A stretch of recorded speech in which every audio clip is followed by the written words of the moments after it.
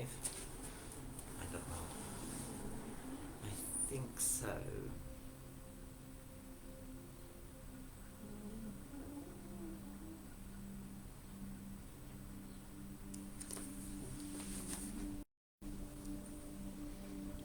Yes, I think I'm live now. Sorry, I can never see exactly when it's live.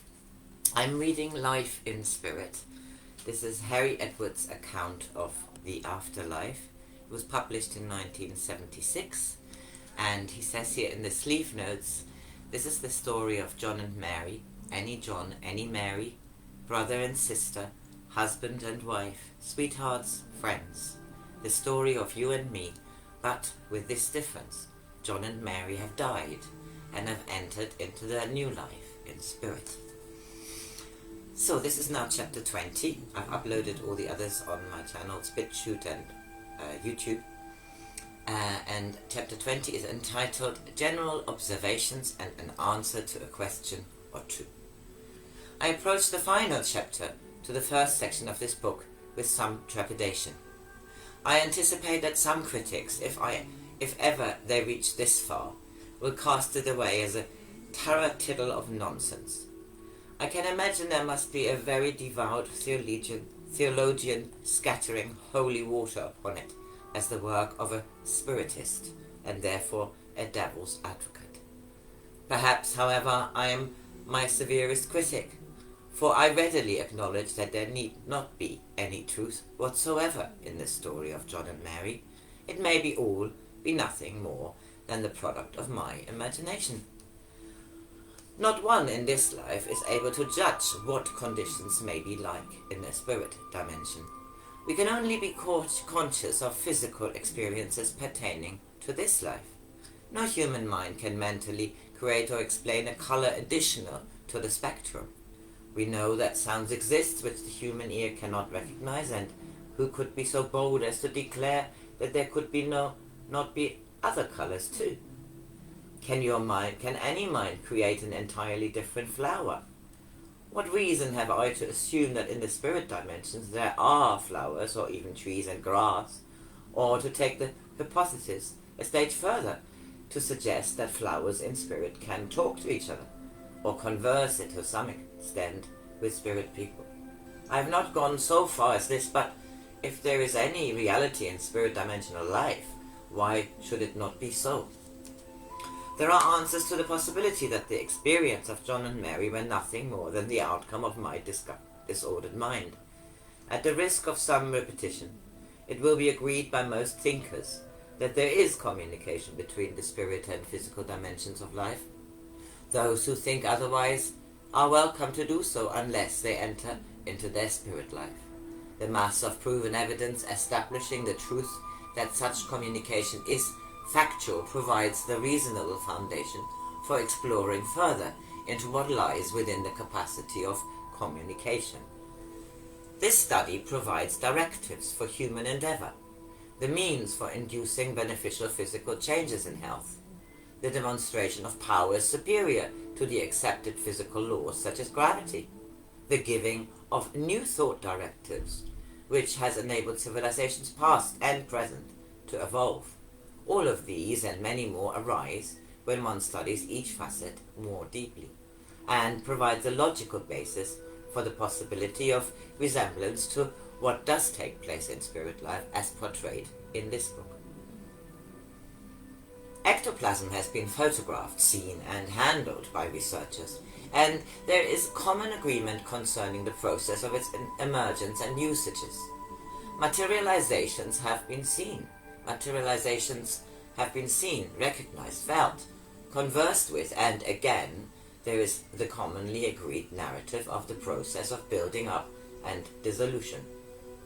There are the descriptions of activity in spirit life given through trance description, in which flowers, trees, and grass are spoken of, once again with a generality of agreement through 100 and more different mediums.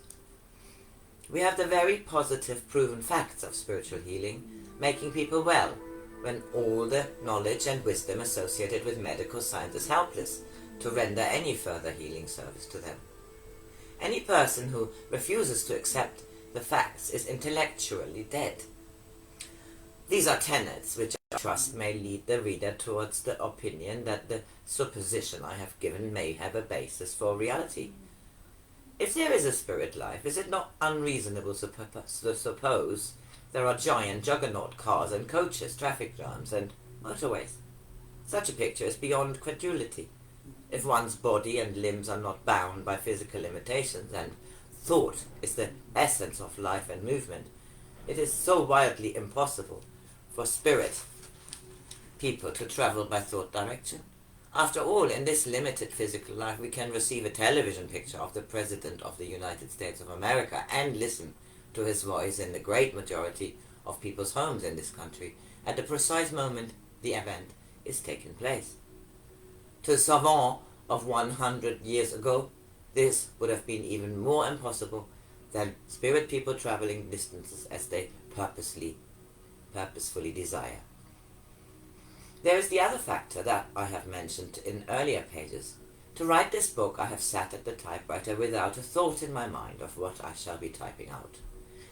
I may be given the central theme or chapter heading, that is all.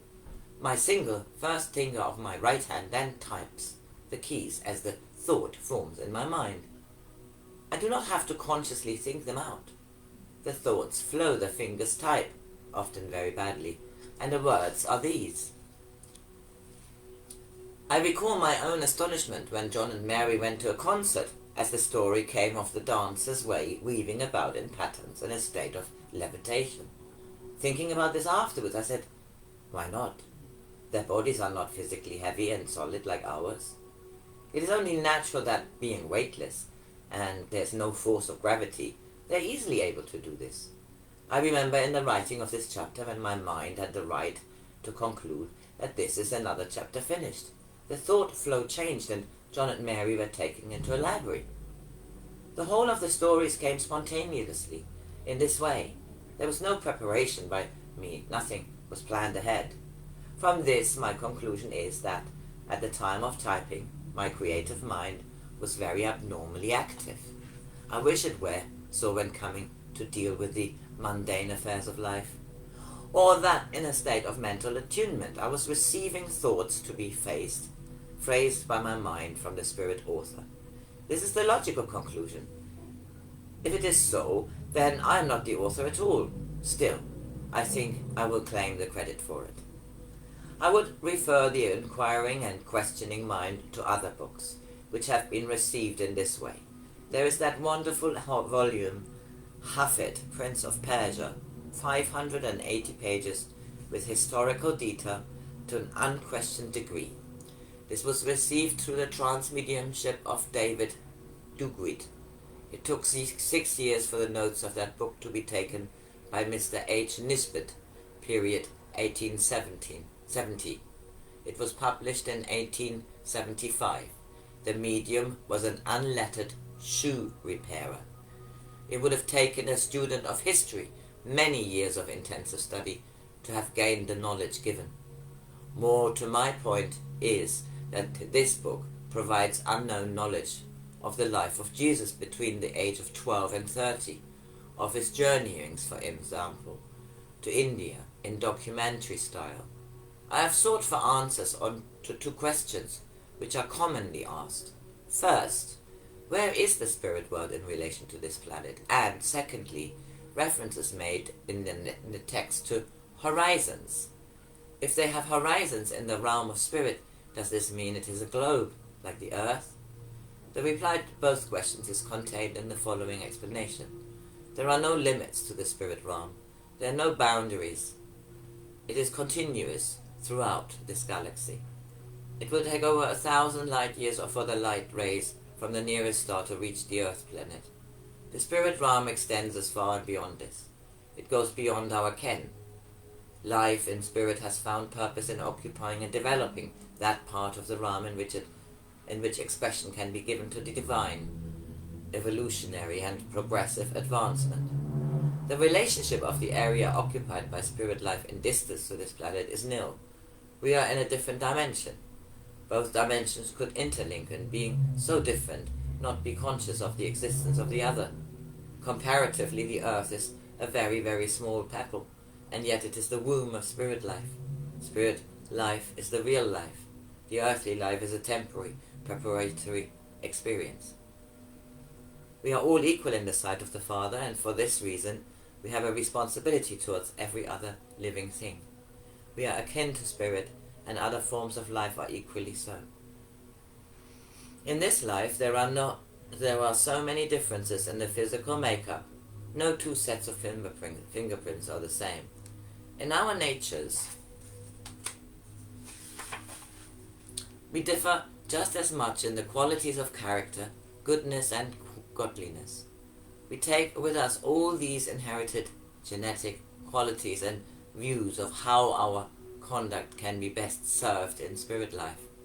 From this, it is reasonable to suppose there are centers for all the earth's religions where the devotees of a religious theosophy congregate together, continuing to evolve as a center under each particular leadership. This could apply to some races too. Some will live more fully apart from others, but the differences are purely psychological and theosophical. This is as it should be. No one wants to become a mental robot on entering into spirit life. We shall retain our free will. It is good that there are differences, as between the Muslim, Brahmin, Shinto, Jewish, Catholic, Christians, and other faiths, not forgetting the spiritualists, all blend into one society. There are grounds for their joining together in common desires, festivals, etc. But no doubt as life evolves, with the never-ending changing of aspirations and real values, fixed mandatory ideas become softer, and all creeds will eventually join together within the Church of All Souls, mentioned in chapter 10. These comments may have answered the questions. The second question is answered by the first. It will also answer another commonly asked question: how is it possible for all who have died from times past to find room in spirit life? The answer is obvious. There is room for all. But from this another question arises: do people live forever and ever in such ways described in this book? The answer is no. These experiences only relate to the early periods in spirit life. There is the onward plane of spiritual and divine progression, but that is another story.